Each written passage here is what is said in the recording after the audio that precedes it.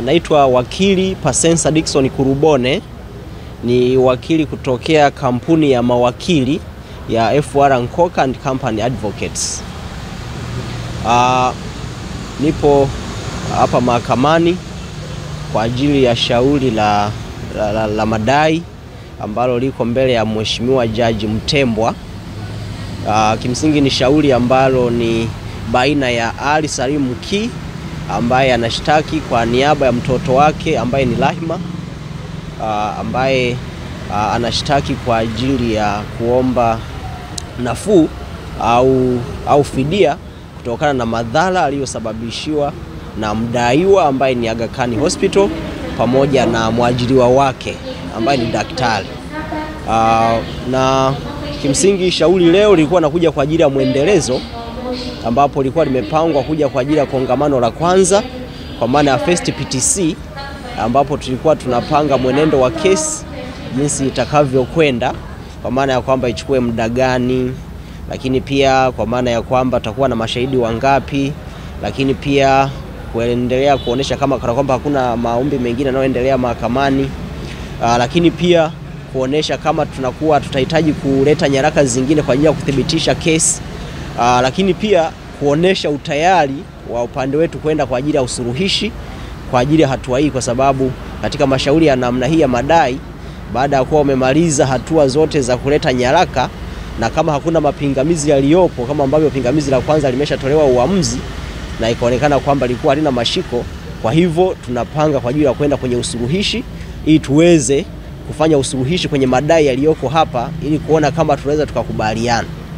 Katika hatua hii tutazungumza lakini pia wateja wetu wote watakuwepo, watajaribu kuzungumza. Kutakuwa na msuluhishi ambaye atajaribu kuona namna gani anaweza kawakalisha pamoja wakazungumza. Kama wakikubaliana, basi watasajili hayo makubaliano ambayo tunasema ni deed of settlement, na baada ya kuyasajili basi yanachukuliwa kana kwamba ni hukumu na inaweza kutekelezwa.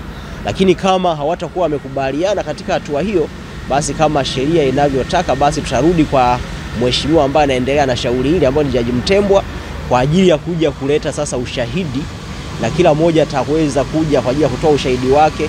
Kwa upande wa mteja wangu ataleta ushahidi wake kuthibitisha kama ni kwa namna gani anaona mdaiwa, kwa maana Aga Khan Hospital kwamba alikuwa ni mzembe na alisababisha kwa uzembe wake alisababisha mguu wa mtoto wake kukatwa na kumletea madhara hayo, na ndio maana anadai fidia hiyo ambayo anaidai mahakamani. Kwa hiyo kwa wakati huo utakuwa ni wakati sahihi, lakini kwa wakati huu basi tupo katika hatua za awali ambao tunaenda katika hiyo hatua ya mediation, na kama nilivyosema hapo awali, huu ni muendelezo wa kesi, na hapo ndipo tulipofikia katika kesi hii.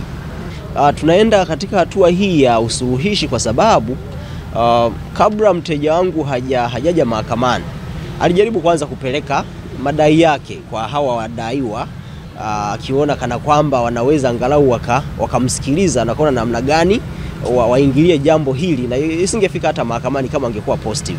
Lakini kwa sababu alienda kule, aliwaandikia barua, hawakuwahi hata kumjibu, kwa akaona kana kwamba ametendewa isivyo sawasawa, kwa sababu ya matibabu ambayo anaona kwamba hayakuwa sawasawa kwa mtoto wake, ilipelekea kupoteza mguu kwa sababu ya uzembe wa walalamikiwa ambaye ni Aga Khan Hospital pamoja na daktari huyo. Kwa sababu ya kuwa hawajaonesha ushirikiano, basi kama ambavyo wana haki ya kuja mahakamani, na mahakamani ndio chombo pekee ambacho kinaweza kumsikiliza mtu madai yake, kikapokea na ushahidi, na baada ya kutoa uamuzi aliamua kuja mahakamani. Ndio tulikuja tukaleta maombi yetu mahakamani, na baada ya kuleta mahakamani kuna hatua kadhaa. Hatua moja wapo ni kwamba lazima ulete nyaraka ambazo zinaonesha madai yako ni yapi. Sasa baada ya kuleta madai yako yanaonesha kama ni madai namna gani, upande wa pili pia wana fursa ya kujibu madai yako na kuleta vielezo vyao watakavyovitumia katika ushahidi.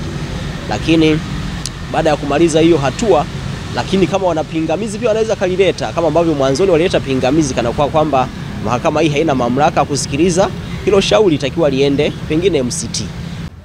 Na baada ya kukatwa mtoto wangu mguu, na madaktari waliniambia atatakiwa kupunguzwa mguu wake mara kwa mara, kwa maana ya baada ya miezi 9 mpaka mwaka mmoja anarudia operation wa kupunguzwa mfupa, kwa maana ya anapokuwa mfupa ule unafuata mguu wake wa zamani na unaendelea kukua, kwa unakuja kusababisha kufungua ile sehemu ambayo ilishakuwa imepona kidonda. wanalazimika wafanywe operation na kukatwa tena mfupa. Kwa hiyo kila mwaka atafanya hivyo mpaka atimize miaka 18.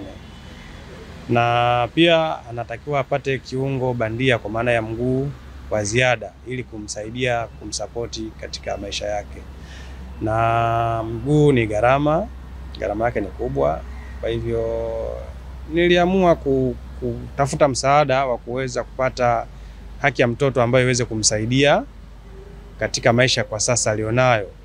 Nilijaribu kuwafuata hospitali husika ambayo niloitaja Aga Khan kwa kuwaomba gharama za matibabu na gharama mbalimbali ambazo mtoto anatakiwa kuzitumia.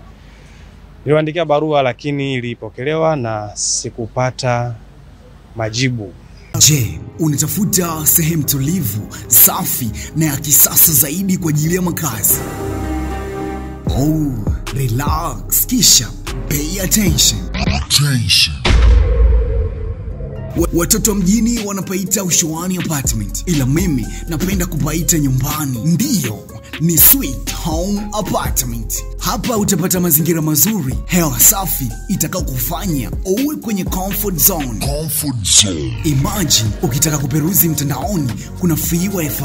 Ukiwa bored unapata vitu vya Netflix. Ile ndingako kali inapata parking kali. Ukitaka kupika madiko kuna jiko. Na si kupika tu, utahifadhi mpaka miko. Alafu baada ya harakati zote upate usingizi mnono katika vyumba bora na vya kisasa zaidi kwa ajili yako na familia yako. Karibu Sweet Home Apartment tukuhudumia. Najua utakuwa unajiuliza location ni wapi? Tunapatikana Mwanza Mkolani. Tupigie kwa namba ya simu